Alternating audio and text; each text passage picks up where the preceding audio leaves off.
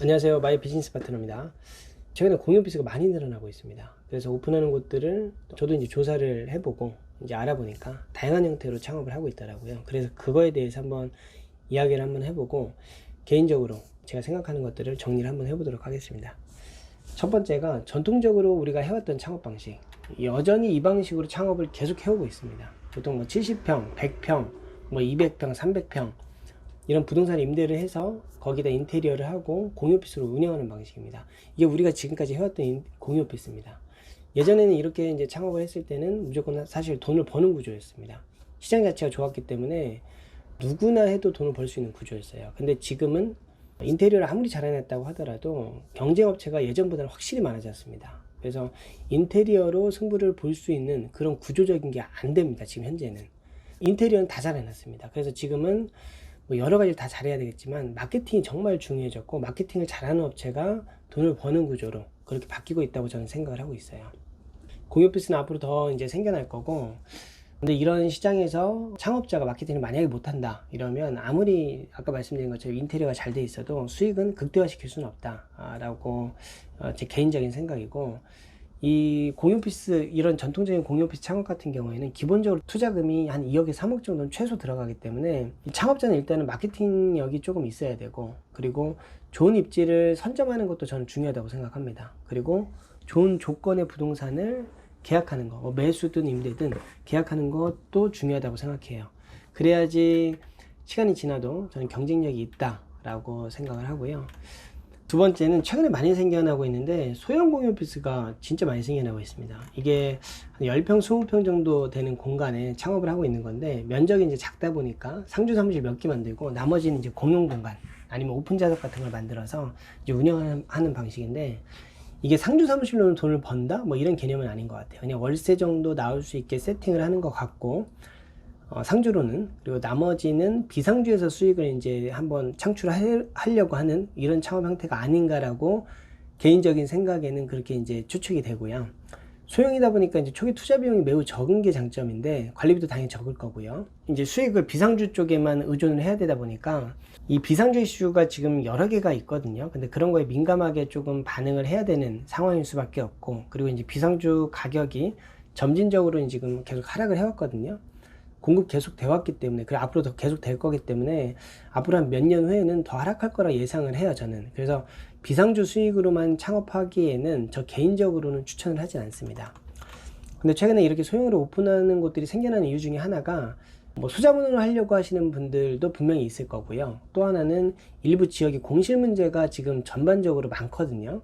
그래서 이런 공실을 가지고 있는 건물주분들이 임대가 전혀 안 맞춰지다 보니까 어떤 방법을 해야 될지 고민을 하다 임대는 전혀 안 되고, 어쩔 수 없이 건물주가 공유 오피스로 창업을 하려고 하는 이런 상황들이 많이 생겨나고 있습니다. 제가 이런 경우를 최근에 많이 봤거든요. 예전엔 대형은 공유 오피스로 가는 경우가 많았는데 이렇게 소형까지 가는 경우는 흔치 않았거든요.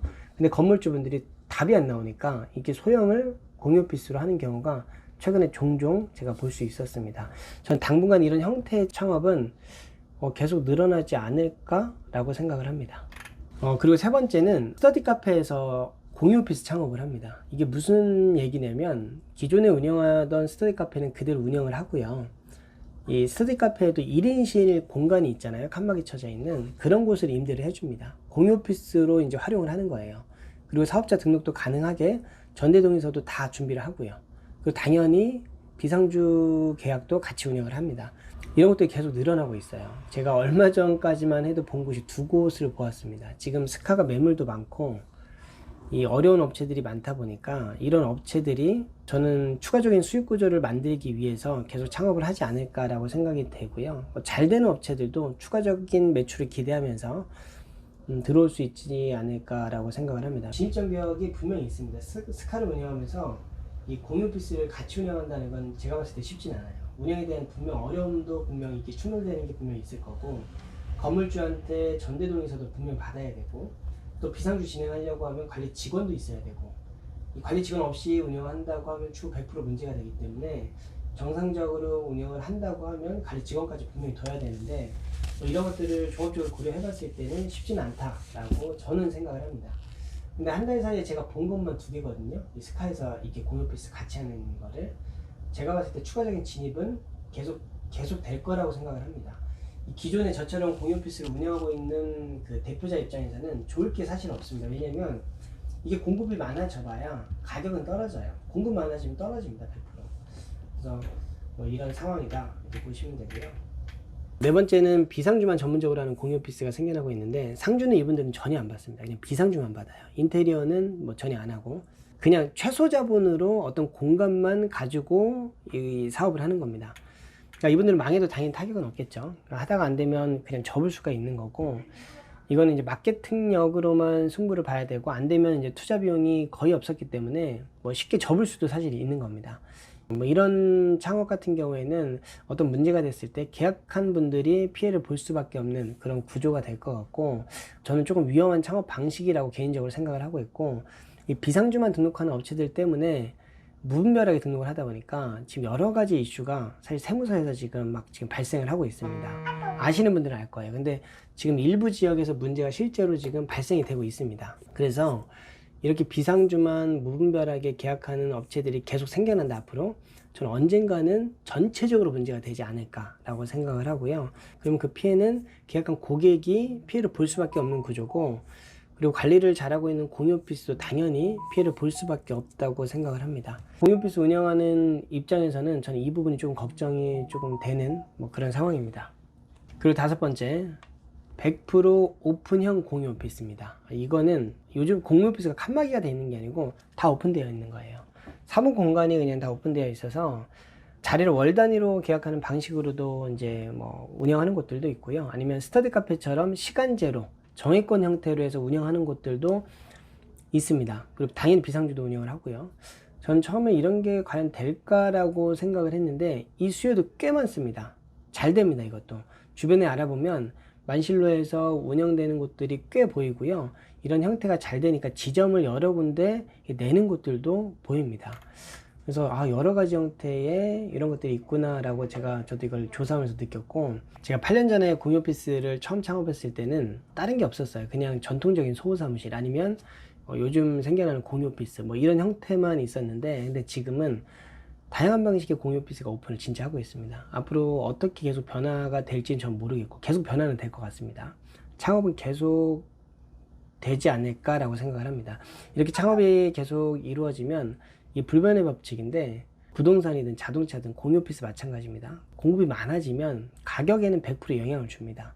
저도 창업을 하고 있고 오픈을 계속 하고 있는 상황이긴 하지만 요즘 좀 보수적으로 지금 생각을 하고 있습니다. 극단적으로는 전 비상주 매출을 아예 제외하고 배제하고 상주 사무실로만 수익률을 계산하고 사업성이 있다 없다 판단을 하고 지금 진행하고 있는 상황입니다. 제가 이렇게까지 하고 있는 이유는 장기적으로 봤을 때입니다. 그냥 장기적으로 봤을 때 이게 맞다라고 생각을 하고, 비상주 가격이 계속 하락을 해왔고 앞으로 몇 년이 지나면 더 떨어질 거라고 생각을 하고 있어요. 그리고 지금 최근 일부 지역에서 비상주 사업자 등록 거절이 엄청나게 이루어지고 있습니다. 한 업체에서 어떤 문제가 생겼던 것 같은데, 그 업체에 등록된 사업자 모두가 강제 이전 문자를 지금 전달받은 상태고, 이전하지 않았을 경우에는 직권 폐업까지 안내까지 지금 간 상황입니다. 이런 것들을 종합적으로 고려를 해봤을 때, 앞으로 창업하시는 분들은 내가 이 공유 오피스 시장에 들어와서 장기적으로 생존을 하려면 어떻게 대응을 할 건지에 대한 고민이 충분히 필요한 시점이라고 생각을 하고요. 저 같은 경우에는 공유 오피스 사업을 하면서 비상주 매출은 사실 선물이라고 항상 생각을 해봤습니다. 왜냐면 제가 처음에 1호점, 지금 여기가 이제 마포 1호점인데 신수점인데, 여기 오픈을 했을 때 사실 비상주 생각은 전혀 안 하고 그 상주 사무실 매출만 생각하고 여기를 오픈을 했습니다. 근데 비상주 수익을 제가 알고 경험하고 나서부터는 어느 순간 지점을 오픈할 때마다 비상주를 더 우선적으로 고려하는 상황까지 갔었습니다. 근데 지금은 다시 원점으로 다시 돌아왔어요. 상주 사무실로 투자 수익이 안전한지를 집중적으로 보고 있고요. 해당 위치에서 장기적으로 내가 운영을 할 수 있을지, 가능할지 뭐 이런 것들을 보고, 저는 또 부동산을 매수해서 운영을 하기 때문에 나중에 매도 차익까지 가능한지 고려를 해서 지금 창업을 하고 있습니다.